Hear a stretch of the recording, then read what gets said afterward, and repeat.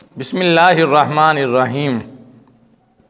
معزز سامعین کرام، حضرت ابراہیم علیہ السلام کی عمر مبارک 90 برس کی ہو گئی تھی، لیکن آپ کے ہاں اولاد نہیں تھی۔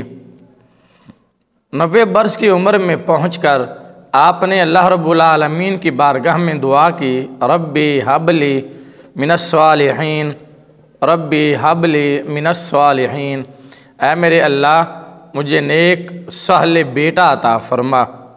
اس دعا میں غور فرمائیے کہ ابراہیم علیہ السلام نے کہا، اے اللہ مجھے نیک بیٹا عطا فرما۔ ایک تو بیٹے کی دعا فرمائی اور دوسرا نیک بیٹا عطا فرما، یہ دعا فرمائی۔ اور یہ وظیفہ بھی میں آپ کو بتا دیتا ہوں کہ جس کے ہاں اولاد نہیں ہو رہی وہ ہر نماز کے بعد ایک تسبیح یعنی 100 مرتبہ ربی حب لی من الصالحین، یہ تیسرے پارے میں دعا لکھی ہوئی ہے، میں سکرین پر بھی اس کو شو کر دیتا ہوں، آپ اس کو دیکھ کر لکھ لیجئے اور ہر نماز کے بعد اس دعا کو پڑھا کیجئے۔ انشاءاللہ جن کے ہاں اولاد نہیں ہے، ابراہیم علیہ السلام کی اس دعا کی برکت سے اللہ تعالیٰ صاحب اولاد فرما دے گا۔ ابراہیم علیہ السلام نے پہلے تو بیٹے کی دعا کی، اور اس سے اہم بات جو آپ نے دعا فرمائی وہ نیک اولاد کی دعا فرمائی۔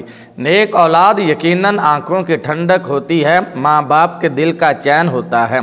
نیک اولاد اگر دنیا میں مل جائے تو انسان کی زندگی میں ہی اسے جنت مل جاتی ہے، کیونکہ نیک اولاد ہی مرنے کے بعد آپ کے لیے دعا کرتی ہے۔ اولاد نیک ہو تو ماں باپ جب نیک اولاد کو دیکھتے ہیں تو ان کی آنکھیں ٹھنڈی ہوتی ہیں اور دل خوش ہوتا ہے، اور اگر اولاد بری ہو تو ماں باپ جب اپنی اس بری اولاد کو دیکھتے ہیں تو آنکھیں روتی ہیں اور دل جلتا ہے۔ نیک اولاد ماں باپ کا نام روشن کرتی ہے اور بری اولاد ماں باپ کے لیے بدنامی کا باعث بنتی ہے۔ نیک اولاد مرنے کے بعد بھی ماں باپ کے لیے اجر و ثواب کا باعث بنتی ہے۔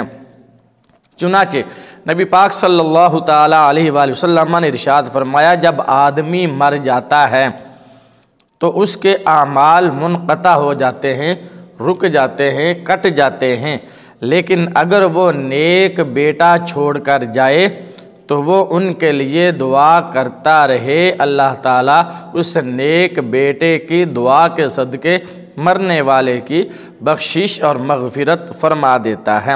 بیٹے کی دعا کا صلہ اور اجر مرنے کے بعد بھی ماں باپ کو ملتا رہتا ہے، تو دعا کریں اللہ تعالیٰ جسے بھی اولاد دے نیک اولاد عطا فرمائے۔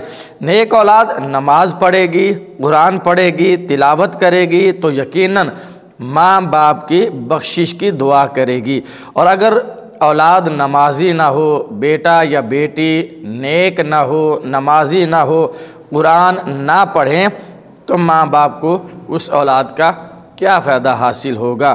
ایک حکایت میں آپ کے سامنے رکھتا ہوں، حضرت امام فخر الدین رازی رحمۃ اللہ تعالی علیہ نے تفسیر کبیر میں بسم اللہ کی فضیلت لکھتے ہوئے یہ حکایت لکھی ہے کہ حضرت عیسیٰ علیہ السلام ایک قبرستان میں سے گزرے تو دیکھا کہ ایک قبر والے کو عذاب ہو رہا ہے، چنانچہ آپ گزر گئے، چلے گئے۔ چند دنوں کے بعد عیسیٰ علیہ السلام اسی راستے سے واپس آئے تو دیکھا کہ جس قبر پر عذاب ہو رہا تھا وہاں اللہ کی رحمتیں چھما چھم برس رہی ہیں۔ پوچھا کہ اس کی نجات کا سبب کیا ہے، تو اللہ تعالیٰ نے فرمایا اس کی نیک اولاد اس کی نجات کا سبب ہے۔ تو دعا کرے اللہ تعالیٰ سب کو نیک اولاد عطا فرمائے، اور جن کی اولاد ہے اللہ تعالیٰ انہیں نیک بنائے۔ دعا میں یاد رکھیے گا۔ السلام علیکم ورحمۃ اللہ وبرکاتہ۔